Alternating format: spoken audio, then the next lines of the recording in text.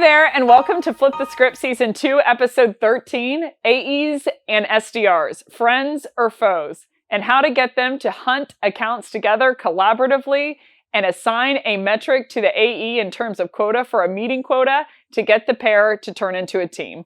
My name is Beck Holland. That was the longest title ever. I am the CEO and founder of Flip the Script. Before we jump in, if you could do me a favor, go to flipthescript.co and make sure you download the deck for this session, because if you thought the title was long, just wait for the deck. Once you've done that, let's go ahead and jump in. So let's start with a bit of an agenda.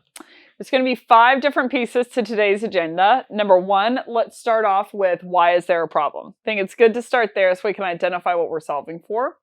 Number 2, what ends up happening as a result of typical how people are hunting accounts together in KPI systems. Number 2, a new KPI system that alleviates the pain points that we outlined in point number 2. Number 4, the good old effects of the new KPI system, so we know what we're looking to cause. And number 5, we're going to finish off with 5 different options of how you can co-hunt the accounts together. So let's start on with why is there a problem? I'm sorry, that was awful. There's 5 different reasons why there's a problem. Number 1, AEs don't want to give their best accounts away because they want to save them for self-source ops. So if you're asking your AEs to self-source ops and they have 200 accounts, maybe they're keeping 20 of them because they realize they have a self-source quota that they need to achieve. By themselves. So it creates a problem because they don't know which accounts to give over to SDRs, and they want to choke back the best value accounts to themselves. Number 2, AEs don't want to give their best accounts away because they're scared that SDRs don't know their product. So I've seen this a lot with onboarding SDRs, that basically account executives, especially if they're selling a technical solution, especially if they're selling into very technical companies. Let's take Twilio, for instance. It's a very technical product. There's lots of different facets and features that you can offer.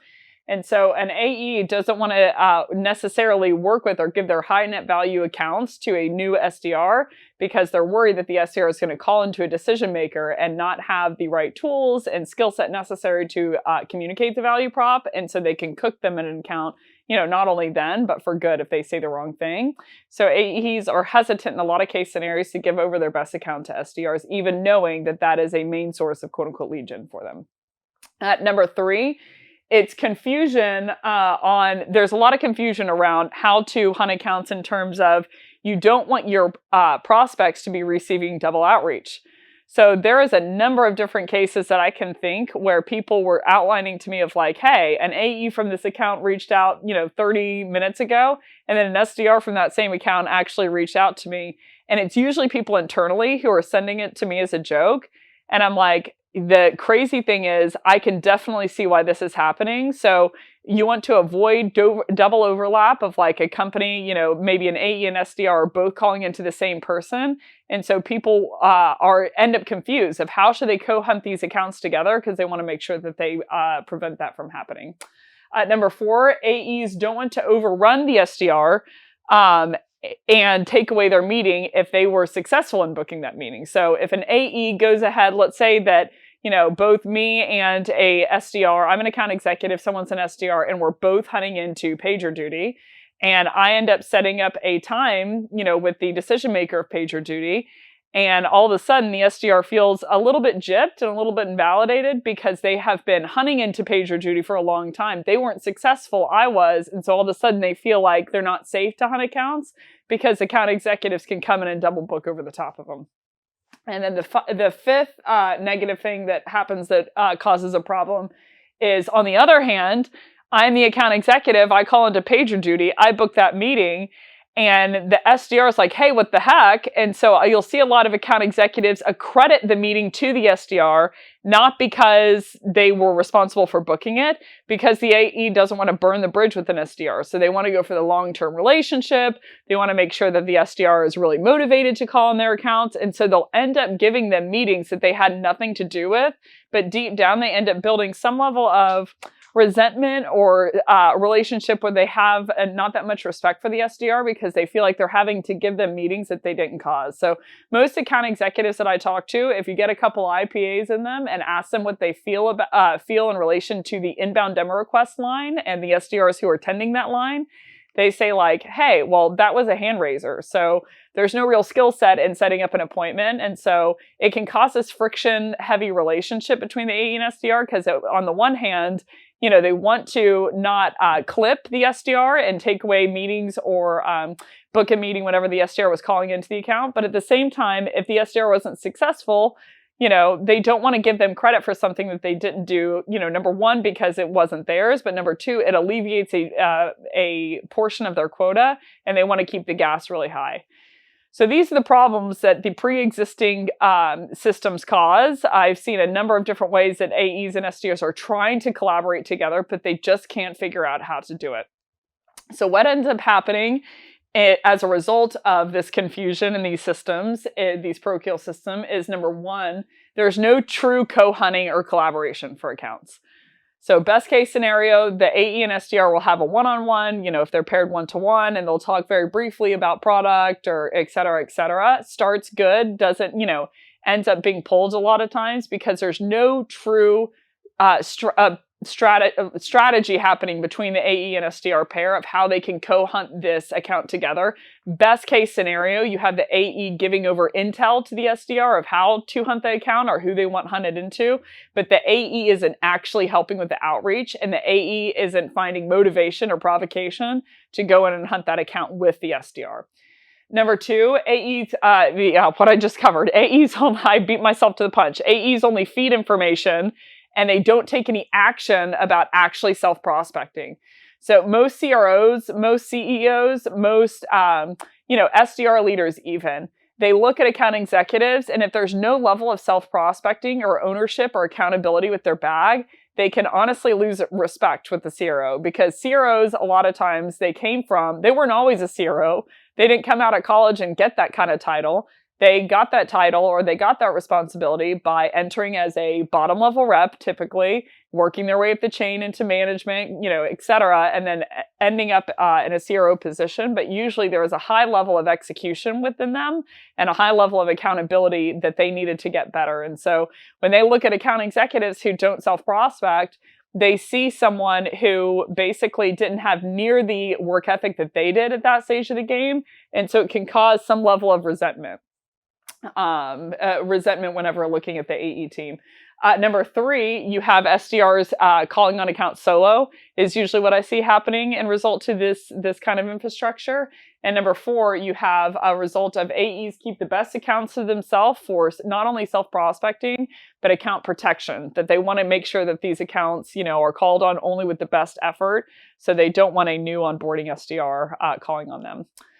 So there's going to be two pieces that we're going to cover today. Number one, what's a KPI system that can help make sure that AEs are accountable, help make sure that SDRs don't feel gypped, but they also aren't getting credit for meetings that weren't theirs. And then how do they really co-hunt these accounts together in terms of strategy? So let's start with a KPI system. So there's going to be four pieces to the new KPI system that will alleviate all of these problems, pre-existing problems that I mentioned above. Number one, you need to first and foremost set an objective criteria for what makes a qualified account. And I would strive for, if at all possible, to set that criteria on things that you could have seen before you hunted into the account. So before you think I'm nuts, there is nothing harder for a SDR than to go after an account on outbound just to get a conversation with that person. And if they do ask all of these, qualifying questions to the person, what kind of technographic setup, etc., then the person says like, hey, I actually would buy, but I don't have a web conferencing system. So the SDR just burned all of that bullet for nothing. So you want to set qualifying criterion for an account as much as possible on things not only that you could have seen beforehand, but things that are very, very objective. So this should not be a conversation point that's up for debate. So I've seen most teams are setting their qualification criterion on whether a meeting is qualified or not on the AE opinion. Okay, well, I feel like this was qualified. There was some kind of relative level of need or authority or timeline or business use case or et cetera, et cetera. And you are opening yourself up to a host of debate, a host of different problems, high level, but low key, it's like, okay, if I'm an account executive and I'm struggling to hit my pipeline or is struggling to hit my quota, the number one place that I am going to point is my pipeline. So as the SDR team. And if there's not an objective criteria on whether the meeting was qualified or not, you'll often see account executives start to have incentive to disqualify meetings that were actually qualified, but maybe took a little bit more work.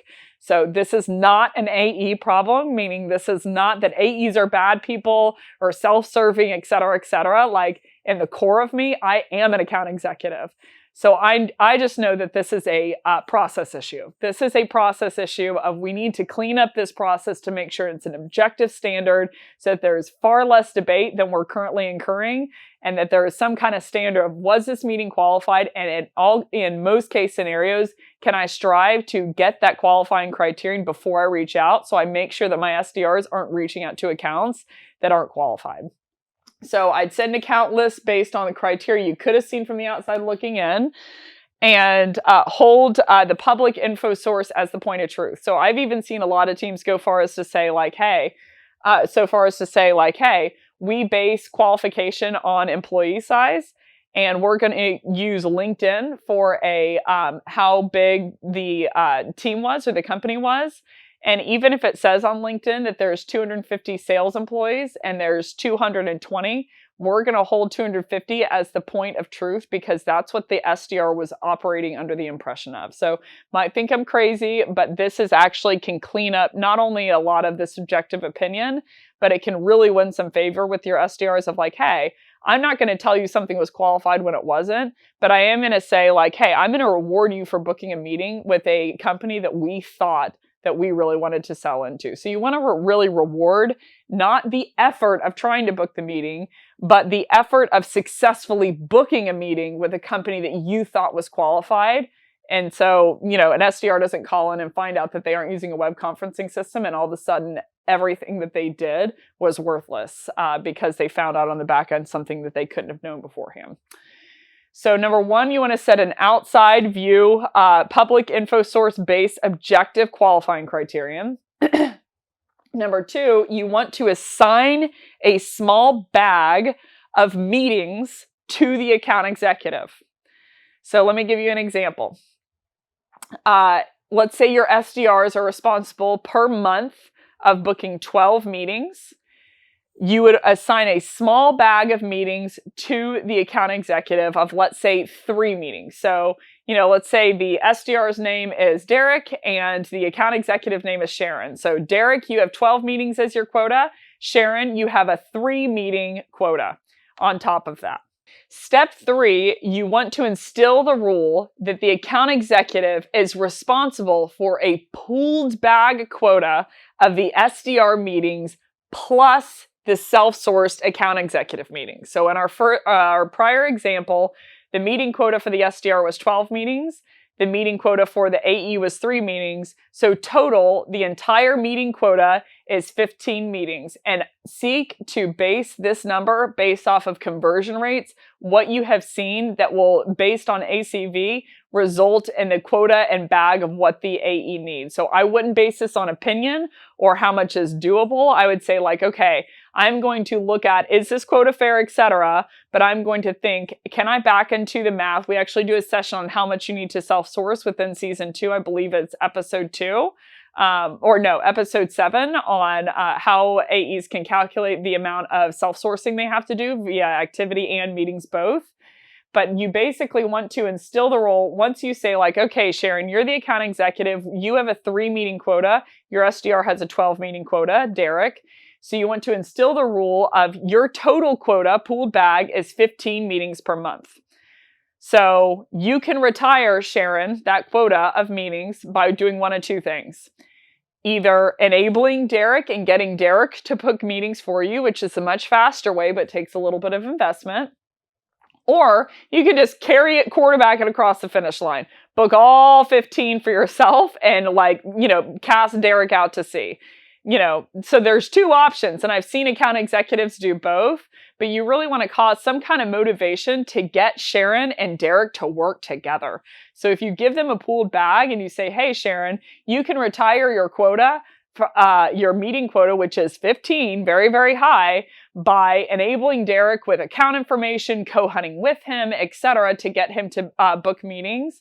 And I'm also going to instill the rule that if you don't hit 50% of that meeting quota between you and Derek, if you hit less than 50% of that meeting quota, so in this instance, the meeting quota was 15, so half would be 7.5. So roughly, if you don't hit 8 meetings between the two of you, I'm going to take not only your support from Derek, but I'm going to take all of the demo requests along with it, so where you have no inbound support.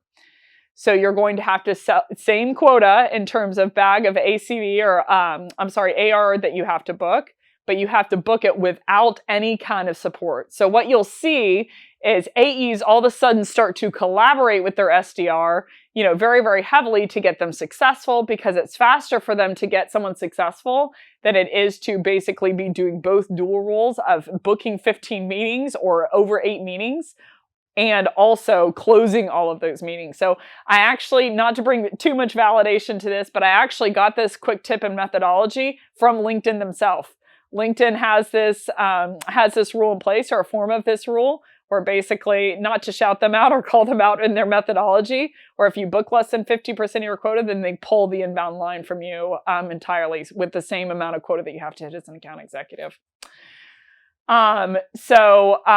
Step 4 is really going through that. They can retire the meetings quota by self-sourcing or the SDR booking them for them. There's 4 different effects that will happen from this, or 4 different positive outcomes. Number 1, it doesn't matter anymore to the account executive who booked the meeting. They can retire their quota either way. So if an SDR books a meeting or I book a meeting as an account executive, it doesn't really matter to me as an account executive. It was a meeting booked. So I will give you an example. I was a team lead. have been an SDR team lead, and an SDR leader. And there has been cases where I, as a team lead, had my own individual quota, but I was metric and comped on my individual quota only, even though I had the rest of the team. So what I found myself doing is, let's say everyone had a 10 meeting quota and I had a reduced bag, but a 5 meeting quota. All of a sudden I am naturally like saving the best accounts for me, because I want to spend my time coaching my team, but I also am comped and metric and paid just on this 5 meeting quota. So whenever I made the shift of a full SDR leader, and they said like, okay, we're going to scrap this comp system and we're going to do a different comp system. Now you have 4 reps, let's say, they all have a 10 meeting quota. We're going to add in your self-source quota on top, and you are metriced on the whole bag. All of a sudden, I'm like, oh, okay, not only is that relieving, but I can start focusing all of my time where it should be as a leader. So I want to focus my time on enabling my reps. And even when I get referrals in or I book meetings myself, I would pass them to my reps. Because it wouldn't matter to me if I booked the meeting or if one of my reps booked the meeting. Either way, it hits my goal. So you'd start to see me shift from I'm going to keep these accounts to myself to I'm going to send my referrals over to these other reps for the, within reason of like, this rep's been working really hard. They've made some progress and I want to give them a little boost. I'm going to shoot in this meeting for free because, essentially it doesn't matter to me who booked it, me or them. So you'll start to see your account executives start to do the same thing. They will start referring these meetings in and these soft lobs to these SDRs, because it doesn't matter to them anymore who books the meeting. What matters to them is that the total meeting quota is hit. Number 2, it enables the AE and the SDR to build rapport without any kind of negative repercussion. 3, allows the AE to take due credit for a meeting, but also not burn a bridge if it truly wasn't them. So a lot of times account executives will say, or at least I have in my past, my former life, before Flip the Script, basically said like, okay, in some of these cases, the SDR was really working pager duty with me. They had put in a lot of activity. They had really tried to talk to the right person, and I ended up getting a referral in. So I'm going to send it to the SDR as kind of like this bonus gift. But then in some cases, maybe the SDR had pager duty as an account.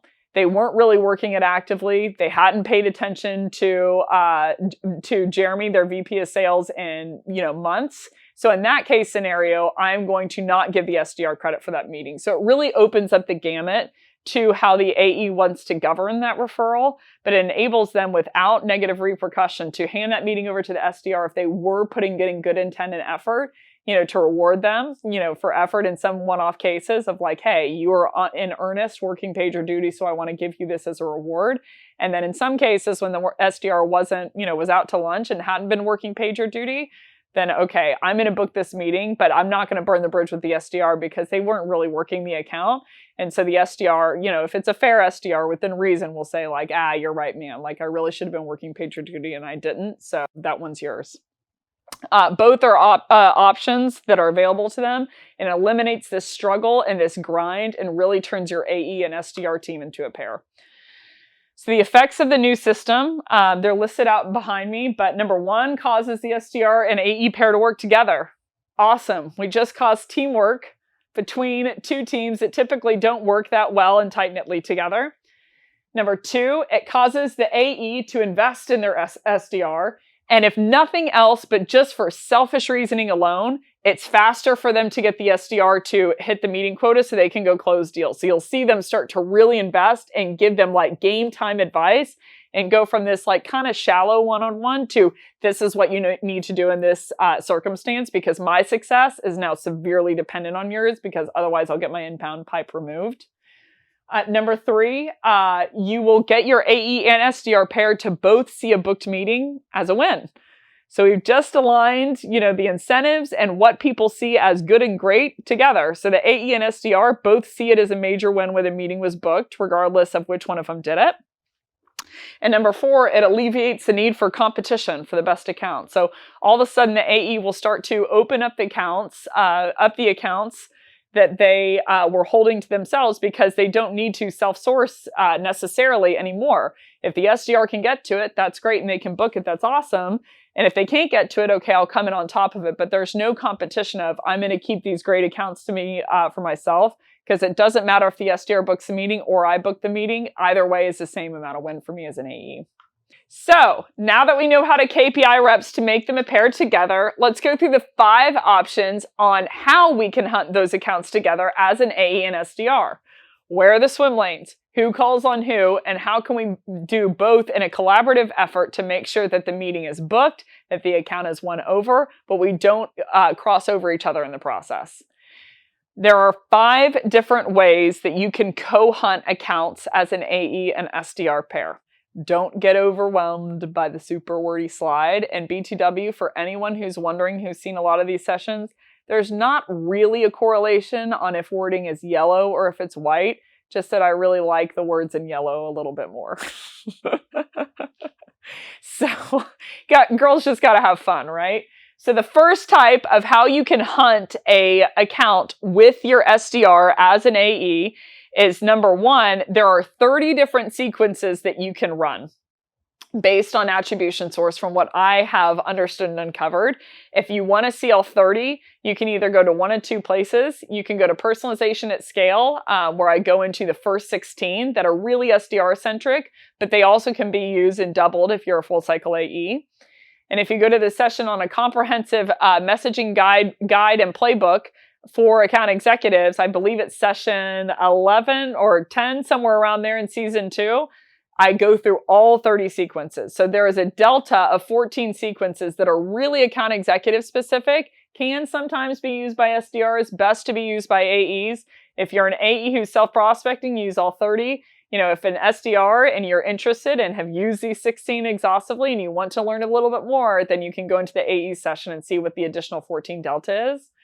But basically, in the first case scenario, the first option is that an SDR prospects into all of the accounts of the account executive using all of the 30 sequences. And for the meetings, let's say you had 200 accounts and I was successful at booking 54 of them. Then the delta of 146, the account executive then takes over after the SDR has done their best and tries to book the meeting. Same kind of approach, but they'll probably use quite a bit different wording because personalization at scale allows for creativity. That's the first instance. SDR runs the playbook with all 30 sequences for all 200 accounts.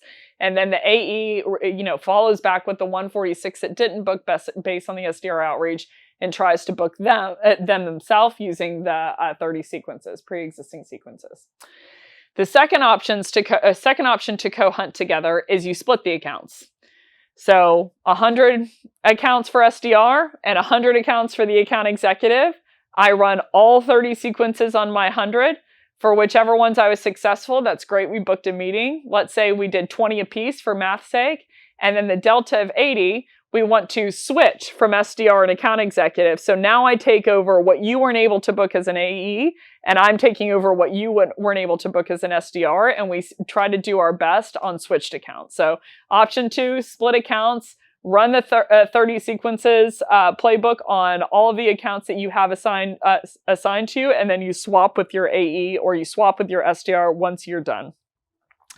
The third option is you have an AE call in a decision maker, or someone a little bit higher in the organization for all 200 accounts with all 30 sequences, and you have the SDR call in lower. Or you can swap, vice versa.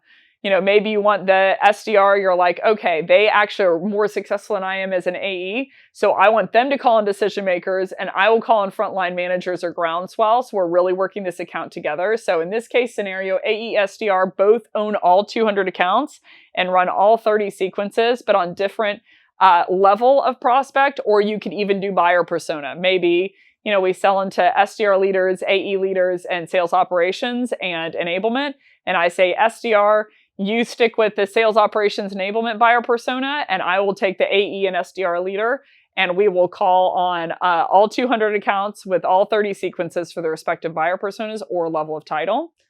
The fourth way is basically if you have, especially in enterprise accounts or upper mid-market, you could have the AE call on one department and the SDR call on a different department. So this is kind of like the last point in terms of buyer persona. But it's like, okay, if I sell into respective buyer personas, maybe instead of just calling on, level of title, I'm going to split these departments entirely and say, hey, AE is going to call with all 30 sequences. I'm going to call as an AE on all 30 sequences for this department, the AE department, and the SDR is going to call on all 30 sequences for everyone in the SDR department. And then the fifth option is that you have, for all 200 accounts, the SDR run the original 16 SDR sequences only, and you have the AE, which is me in this case, run the Delta 14 AE sequences. So if you want to see what they are, go to the account executive playbook session within season 2. But basically, in this case scenario, you would take all 200 accounts and say, okay, SDR is going to go a certain amount of angles. So a couple of examples are content downloads, webinar registrants, event attendees, etc. And then the AE is going to run the Delta AE sequences, which are comprised of, for example, a channel sell play, a referral in from the C-level, or scouring review sites for negative reviews of people who've used your competitor and loading them into a sequence. But we are net going to call on all 200 accounts in this case scenario, SDR on 16 sequences and AE on the Delta of the 14 sequences. I don't necessarily have any kind of preference in terms of which one of these approaches you do.